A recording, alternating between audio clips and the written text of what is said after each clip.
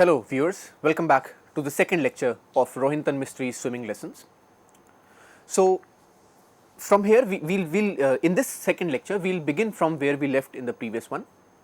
So now the father theorizes that the writer needs at least 10 years of time for an experience to set in so that he can write about it. He also talks about the artistic distance and the objectivity of a writer to write a story. So in a way, in this part, Mistry is responding to his critics as well. On critical attempts, Mistry is responding to the critical attempts to find purpose in the writer and his works. Mistry is responding to the critical viewpoints and theories of writing through this part.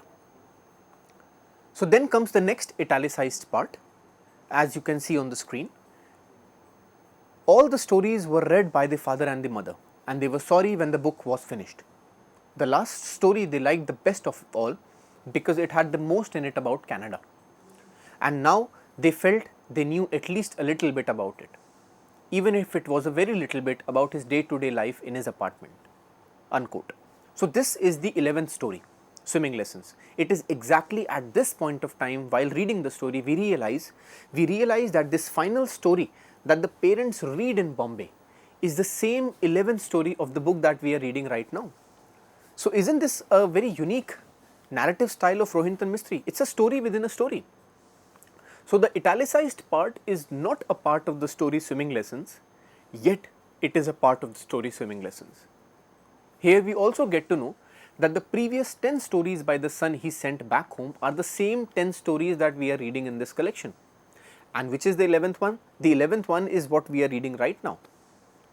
So this story within a story is a unique narrative style.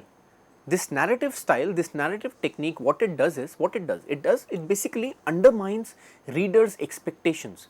It almost blurs the line between the writer, between the text and the reader. Who is the writer? Is it Mistry or is it Kersey? What is the text? Is it the short story number 11, or is it the ones Kersey sends back to his parents? Who is reading the story? Are the parents reading the story? Or are we reading the story, or are both reading the story? So you get it. So the lines get completely blurred between the writer, the text and the reader. You can call it as sort of a metafiction, a meta narrative, a new narrative technique. There is another critical significance, as you can see on the screen.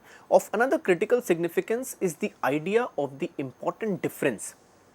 And I am quoting it, this important difference, as you can see on the slide, that the parent talks about. The father says, the only danger is if he changes and becomes so much like them that he will write like one of them and lose the important significance, the important difference. Now what is this important difference which I have highlighted again and again? Basically this is about the culture, the cultural identity of being a Parsi. The parents do not want him to lose his identity. So according to them, there must remain the difference between him and a Canadian. So the important difference that he means is of the Parsi identity. It is the thing that makes the narrator Parsi. So the difference is the real identity of the narrator, and the parents do not want him to lose his identity. Now comes the bathtub episode, which is arguably the single most important scene and indeed a life-changing moment in Kersey Boyce's life. Look at what Kersey says, and I am going to quote again. Water imagery is reckoning in my life. Chowpatty beach, swimming pool, bathtub. So the three experiences he has for the water in his life. One from his childhood at the Chowpatty beach, the second in the swimming pool, and the third in the bathtub. So there are three basic experiences that he has with water in the story. Three experiences, very important. Now again look at the description again, as you can see on the slide. I close my eyes, hold my breath and dunk my head. Fighting the panic, I stay under and count to 30. I do it again. This time I open my eyes underwater and stare blindly without seeing. It takes all my will to keep the lids from closing. Then I am slowly able to discern the underwater objects. The world outside the water, I have seen a lot of it. Now it is time to see what is inside. So there are two very important things that happen in this passage.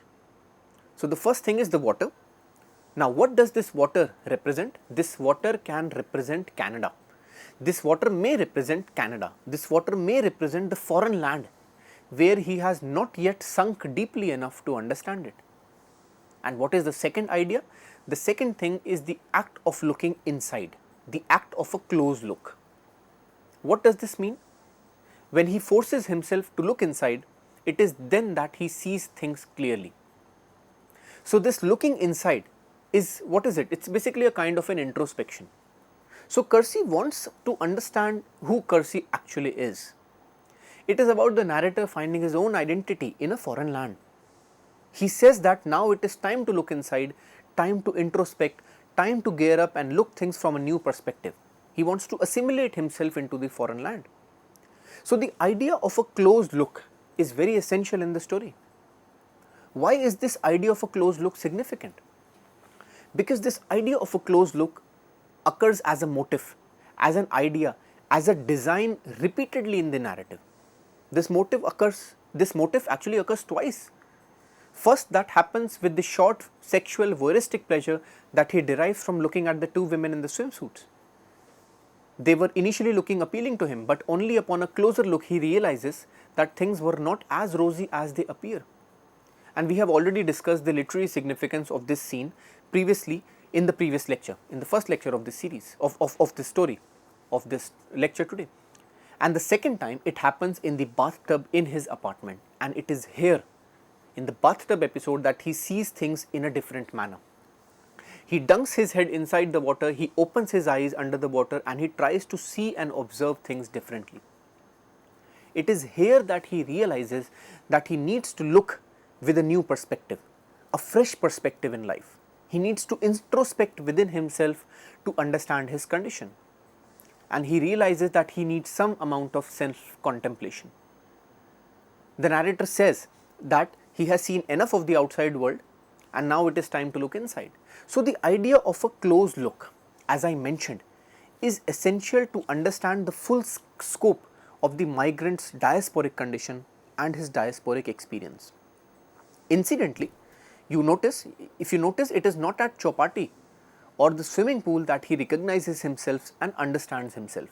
It is only in seclusion, in solitude, in the private space of his bathtub that he gets this revelation, isn't it? So he is able to recognize himself when he looks deep inside the bathroom tub by opening his eyes. And very soon after this bathtub episode, he decides to go for swimming lessons again, so that now he can assimilate himself into the new life of Canada. It is interesting to know that earlier on he left it.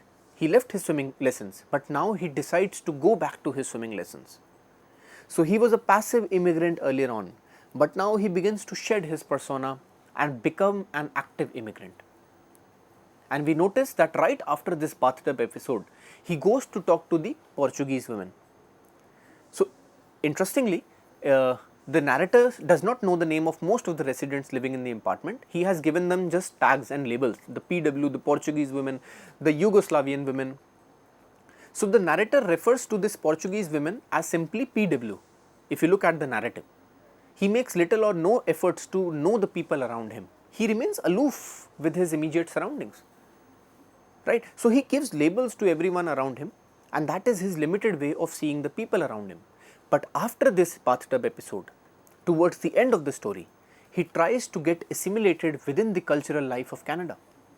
He even attempts to know the name of the old man, whom he never earlier on got a chance to talk to. So perhaps it is only the old man on the wheelchair who reminds him of the narrator, who reminds the narrator of his own grandfather, but still he never tried to know his name. And it is later when he finally decides to go to him that he finds that he is dead now. We notice that unlike the beginning of the story, he actively starts to involve himself in the conversation around the apartment, isn't it? So after this bathtub episode, the readers can clearly notice that he is now much more engaged in his life, in the life in his apartment at Don Hills. And then he even goes to buy a book of trees so that he can identify more than the maple leaf of Canada. So Canada and the Canadian flag is represented, as you know, if you know the Canadian flag, it's represented by the red maple leaf, right? So the act of narrator to go out attempt to buy a book of trees to learn more about the trees and the leaves of Canada is a subtle way of trying to shrug off the limited knowledge that he has for Canada. This is his own attempt to understand Canadian culture more so that he can assimilate himself into the foreign land by acquainting himself with the land. If you look at the slide now, the narrator was earlier in the condition of what Bharati Mukherjee calls as the aloofness of expatriation.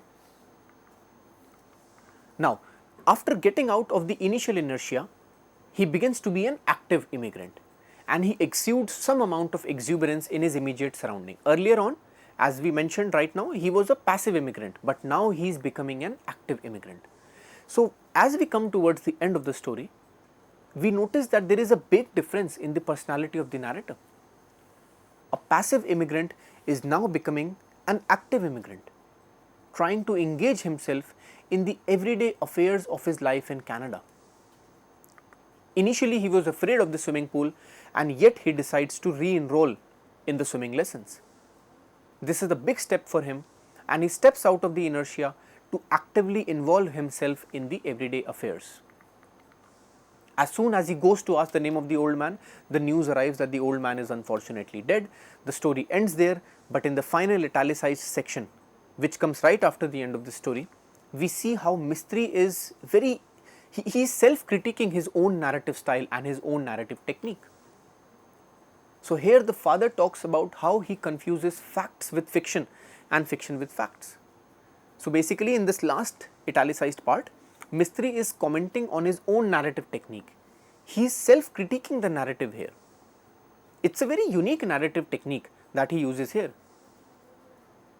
So the story then ends with the parents writing a letter to Kersey and encouraging him to write more stories in future.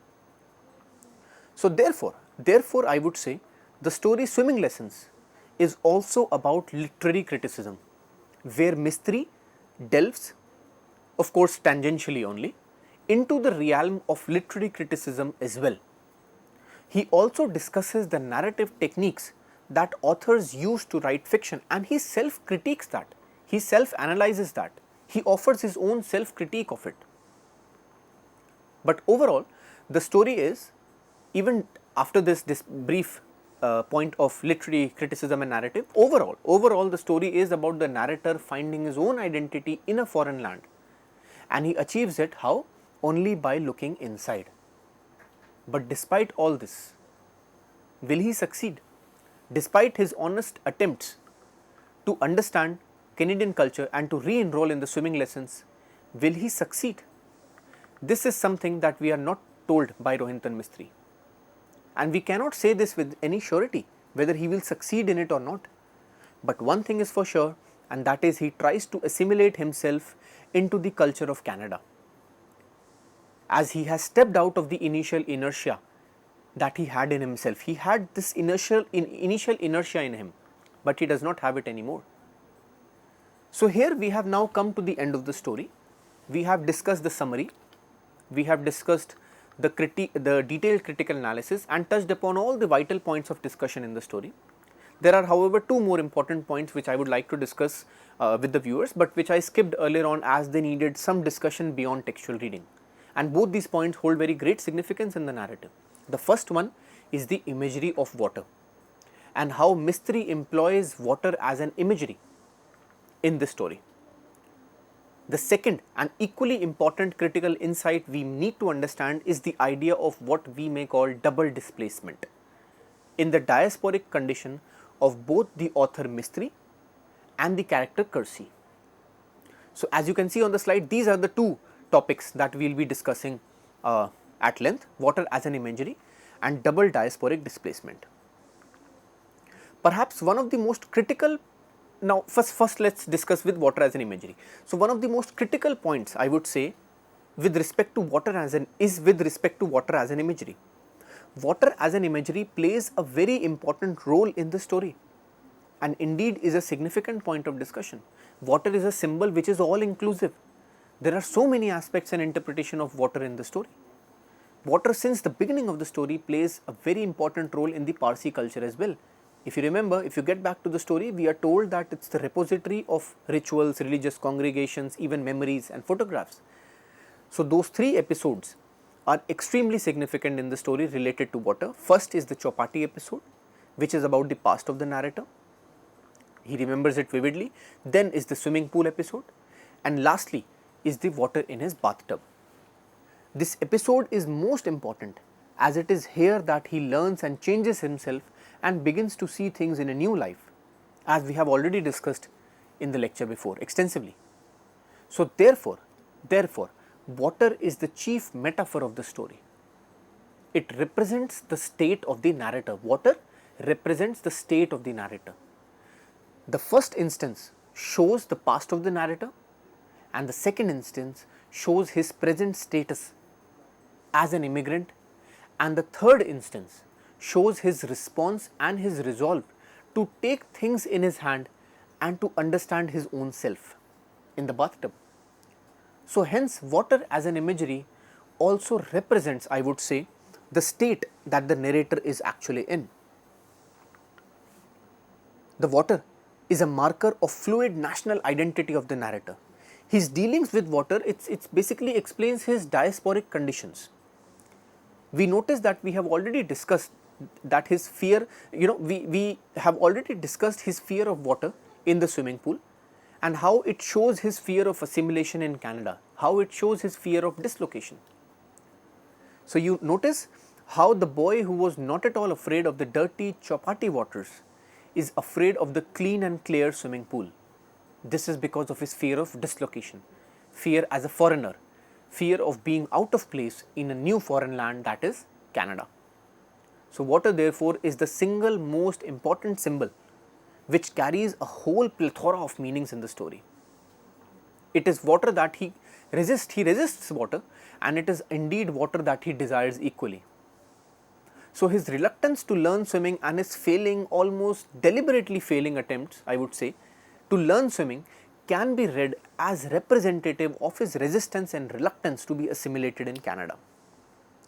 So the title Swimming Lessons describes the lessons he learns as an immigrant trying to swim his way into Canadian consciousness. These are the lessons he has learnt over the course of the story. So dealing with water also explains his diasporic condition. The narrator does not learn how to swim from the dirty waters of Chopati, neither does he learn how to swim due to the fears of racial discrimination and that minor accident at the swimming pool, but he conquers his fear at his own home, in his bathtub, by dunking inside and opening up his eyes. When he opens his eyes, he begins to see things from a new perspective. And this is what makes the entire difference in his life. So this, therefore, I would say that this can also mean, you see, that the fear of water, right, the fear of water shows the fear of assimilation in Canada. Therefore, the title Swimming Lessons describes the lessons he learned as an immigrant, trying to learn how to swim his way into the Canadian consciousness. These are the lessons that he has learned over 2 years in Canada. Swimming then also becomes a metaphor for acceptability, isn't it? So the entire story, in conclusion, is not just about integration and assimilation in Canada, but it's also about the search for the narrator's own identity. And that is why he tries to see what is inside his own self. He tries to see his own identity, find his own identity, understand his own identity. Hence the story is about assimilation in a foreign land, but also equally important about finding his own identity. So this was the first idea. Now the second idea, which we discussed earlier on, that I will be discussing, is on the idea of double displacement and diaspora. Double displacement and diaspora. So as the narrator, Kersey represents the diasporic situation quite interestingly in this story. You see, Mistry is himself a Zoroastrian, and the idea of the Parsis, a Zoroastrian Parsi, being a diasporic community in India is also present in the narrative.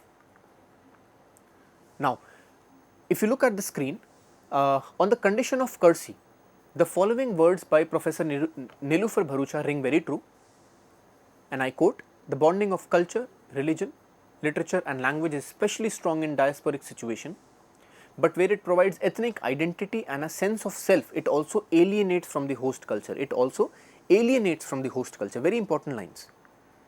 And it is this displacement, and I am still quoting, it is this displacement which gives diasporic writing its peculiar qualities of loss and nostalgia.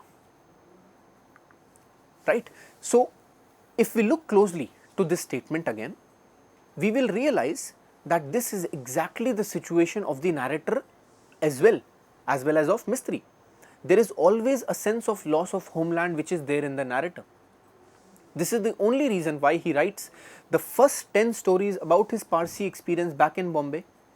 So, you notice how he has been in Canada for around 2 years, but he cannot shrug off his Parsi identity so quickly. No, he cannot do that. In the middle of the story, the narrator even describes himself as having an Asian brown body. So, this idea of having an Asian brown body, as he mentions, clearly indicates that his identity in Canada is fraught with his acknowledgement of his own ethnic background. So, for 2 years, he has been alienated from the host culture and he identifies only the archetypal Canadian maple leaf. He does not know anything beyond the maple leaf, the leaf which is so prominently placed in the flag of Canada. And it is interesting to note that it is only with great amount of effort that he is finally able to try to attempt to look away from his memories and past into the present where he is living. It is only with a great amount of effort that he begins to attempt to get out of his shell and look into the Canadian society for good. So, therefore, as the critic Bharucha says, diasporic literature or literature of diaspora or diasporic writing has loss and nostalgia at its center. Though it might be an overstatement to say that Kersey is an autobiographical account of Mistry himself, we cannot really say it with some amount of surety, but still it is I believe almost impossible to ignore the fact that Mistry shows the problems of assimilation in a foreign land and the diasporic dilemma that a migrant faces. So, as we all know that Mistry himself had migrated to Canada, as you can look on the screen, he has himself migrated to Canada, and it is hard to miss that Parsis too, you cannot ignore the idea that Parsis are also living in diaspora in India. And as I quote, Mistry is also a Parsi Zoroastrian and whose ancestors were forced into exile by the Islamic conquest of Iran. He was in diaspora in India. Like other Parsi writers, his writing is informed by the experience of double displacement, unquote. So, this was the idea of the double displacement. So, earlier, interestingly, the earlier stories are also about the immigrant experience of the entire Parsi community, the first 10 stories. So, therefore, very importantly, the entire collection, the entire 11 stories of Tales from Firozshabad are significant in the sense that it both describes the immigrant experience in India as well as in Canada. So, this sense of double immigration, this dual displacement, this double diasporic displacement, this dual identity. So, this sense of dual identity is the level that Rohinton Mistry plays on in the book. So, we notice that Swimming Lessons is the only last final story in the larger collection which dwells upon the idea of Canada, upon the life of Canada, and is set fully in Canada. All the other preceding stories are set in India and Bombay. But despite that, the last story, Swimming Lessons, is also replete with Indian memories, of course. So, perhaps Mistry is showing how Indianness or the dual identity of being a Parsi Indian and being a Canadian will always and always persist. It also equally shows how for the migrant, his new place of residing has not yet become his home. Perhaps there are doubts till the last whether it will ever become his home or not. Will it or will it not? We do not really know. We can only guess here, right? Because the narrator, Rohinton Mistry, the author, never tells us whether the narrator Kersey will be able to assimilate himself or not. It is interesting to note that towards the end of the story, he finally tries to get himself assimilated. but we do not know whether he will succeed or not, right? So that is the question. So here, this brings us to the end of this two-part lecture on Rohinton Mistry's swimming lessons. I sincerely hope the readers got clarity on the symbolic depth of this marvelous short story written by, I would say, an even more marvelous writer of the Indian diaspora. Thank you so much for your attention. Hope to see you soon on some other day on some other interesting topic on CEC-UGC. Till then, keep learning. Thank you so much.